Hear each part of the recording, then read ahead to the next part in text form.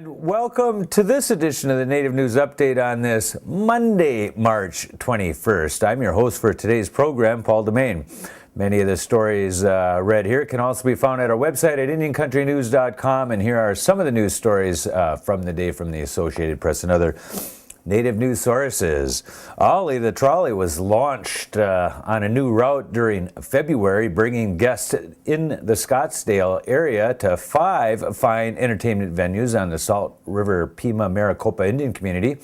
The pavilions at Talking Stick, Salt River Fields at Talking Stick Resort, Casino Arizona at Talking Stick Resort, and Talking Stick Golf Club. The Talking Stick area lends to a new brand identity reflected on the trolley. The new trolley route will bring visitors to Talking Stick, an emerging entertainment and cultural destination area. The area provides shopping, entertainment, gaming, golf, and baseball, said President Diane Enos, Salt River Pima-Maricopa Indian community. During the first weekend of its operation, over 200 riders took advantage of the free trolley ride. The Talking Stick is a reference to the Pima calendar stick, which has been used throughout history to record significant events. Go there and take a ride. The Mississippi Band of Choctaw Indians has donated $50,000 in 2 police vehicles to the town of Sandersville, where its Bohoma Casino is located.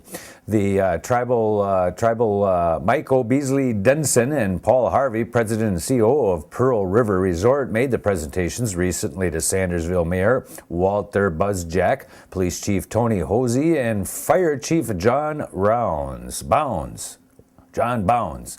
The Sandersville Police Department will receive $40,000 and the remaining $10,000 earmarked for the Sandersville Volunteer Fire Department. 2 fully equipped police cruisers were also donated to local law enforcement officials, along with more than $5,000 in equipment and accessories. Denson says the donations reflect the tribe's philosophy of being good corporate citizens in local communities where they maintain operations. The Bohoma Casino opened in December with 300 employees. An animal welfare group is suing the federal government, saying officials failed to fully release documents related to bear exhibits in western North Carolina. People for the Ethical Treatment of Animals filed a lawsuit last week in Washington, D.C. The group says the Bureau of Indian Affairs did not complete a search for records of lease agreements for the bear exhibitors. PETA says the exhibits are in Cherokee and that the Bureau is responsible for managing lease agreements in that area. PETA contends that the 3 roadside zoos are abusing the bears by keeping them in poor living conditions. The group wants to see whether they are violating their lease agreements. Excuse me. While many college students were out at the beach and partying it up this spring break, a group of Vanderbilt University students spent their week's vacation in the Cherokee Nation volunteering at Cherokee Elder Care. The volunteers are participants in the Alternative Spring Break Program, a community service organization run by students. They spent their time socializing with CEC participants, filing, doing day-to-day chores around the facility, and even visiting and assisting homebound elders. In honor of the students' donation of their spring break, CEC staff members held a hog fry for the young volunteers. Featured on the menu were some traditional Cherokee dishes the students had never before sampled, such as crawdads and wild onions and eggs, along with Indian tacos and fried pork. North Dakota's Board of Higher Education should meet soon to discuss its response to legislation that requires the University of North Dakota to keep its Fighting Sioux nickname, the chancellor of the state university system said last week. William Goetz said he hoped to schedule a special meeting of the board, which has 8 voting members, within a week. One factor is whether board members want to meet in person or by conference call, he said. The state Senate gave the bill final legislative approval last week.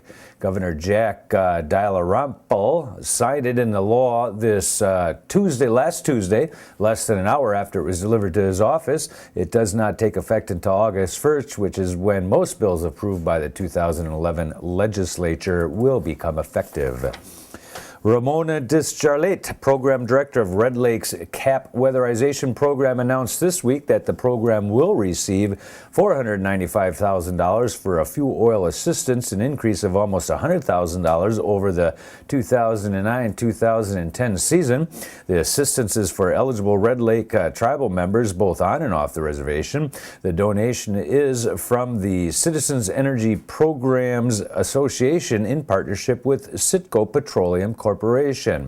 Disjarlait said the funding is based on the number of families that have received low-income households energy assistance programs.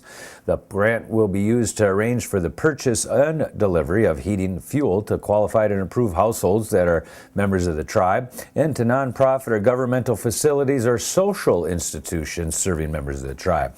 She said that she expects the fuel assistance to serve about the same number of people as last year, or around 2,000 families.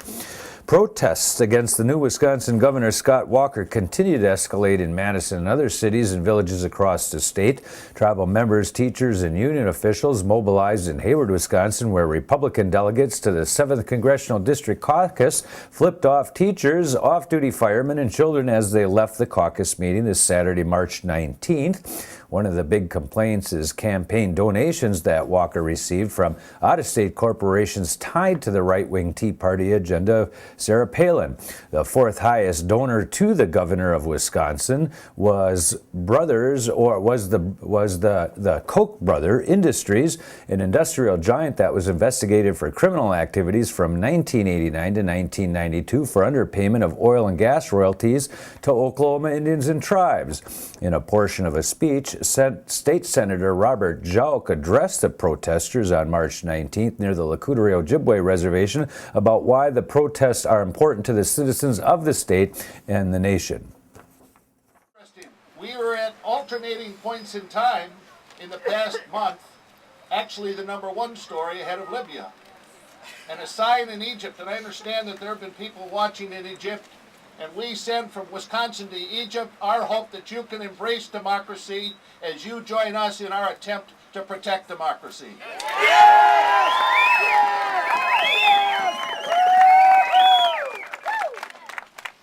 I was on BBC a couple of times in the last couple of weeks doing interviews about what was happening here in Wisconsin.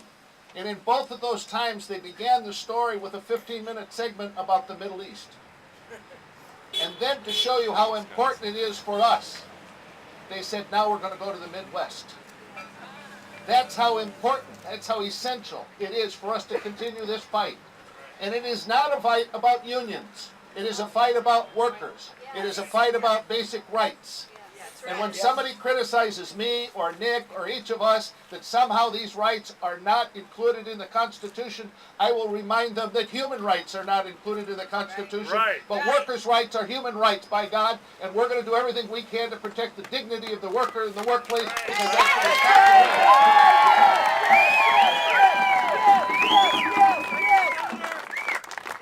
it's So when history records all of our time on this earth, you want to leave a legacy of goodness. And you look at history, look back at all of the fight for rights in this country. Never has there been a fight for rights. Never has there been a fight for rights in the course of American history that has been lost. We are going to win this. Yes. We're going to win. And the public is on your side. It's the amazing thing that struck me throughout this whole experience is that look at the cynicism that the public felt 2 years ago, a year ago, just November 3rd, and reflected that cynicism in a vote in which they voted their frustration. And today, in a moment of tragedy, you are showing the triumph of democracy by demonstrating your optimism, your sense of goodness for this state, your sense of hope that we can restore that goodness. It is people coming together. This is the Wisconsin Citizen United, and your voice is more powerful than the money that the Supreme Court gave to the corporations of this country, and you will prevail.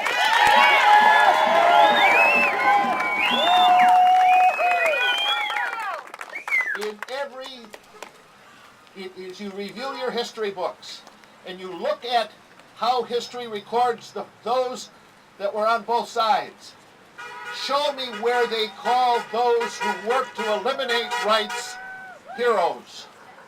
Never have they. So history is going to look back at 2011 and 2010 as the year in which we as citizens are going to be recorded by that history. We're going to be recorded by history as being on the right side of defending rights, the successful side of defending rights, and those who went to resist them are going to be on the wrong side. You have to continue to fight this fight. We're prepared to continue this fight until those rights are restored. We're going to have to do rallies. We're going to have to be involved in recall elections. We're going to have to be involved in that Supreme Court election that is coming up. We're going to have to be involved in informing our neighbors. As I said last week in front of that crowd of 100,000 people, and it was an amazing experience to be surrounded by the face of Wisconsin. You're the face of Wisconsin. You're the people of Wisconsin. You're the middle class. You define the Commonwealth that describes the greatness of who we are. You're retirees. You're laborers. You're business people. You're not partisan first, you're people first. You care about your neighbors. The DNA in living in northern Wisconsin is do things to help your neighbor first and foremost. Do what you can to help your community. Do what you can to promote your state. And that's why you're involved in this struggle. Because it is a struggle between those who are selfish and those who care about community. And in Wisconsin, community is always going to win. It's on your side. You're going to succeed.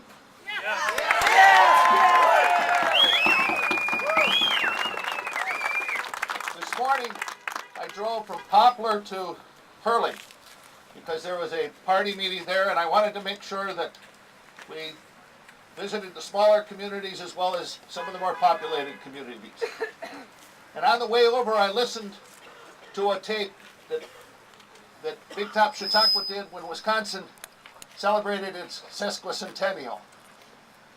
And one of the songs in Under the 30th Star is Walking in Milwaukee. Because those of you who understand labor history in Wisconsin know that Wisconsin is the birthplace of the union movement in America. That's right. And we are not going to allow Wisconsin to be the tombstone of union rights. But that song, Walking in Milwaukee, was walking in Milwaukee for an 8-hour day. So those who wish to condemn those who stand up for workers ought to remember that it was in the early part of the last century when corporations and banks and railroads ran roughshod over the people, ran roughshod over the middle class. We are reenacting that period of time. Bob LaFellette helped bring back the progressive movement. You're part of that progressive movement to restore Wisconsin to the values and the kind of state that we love so much.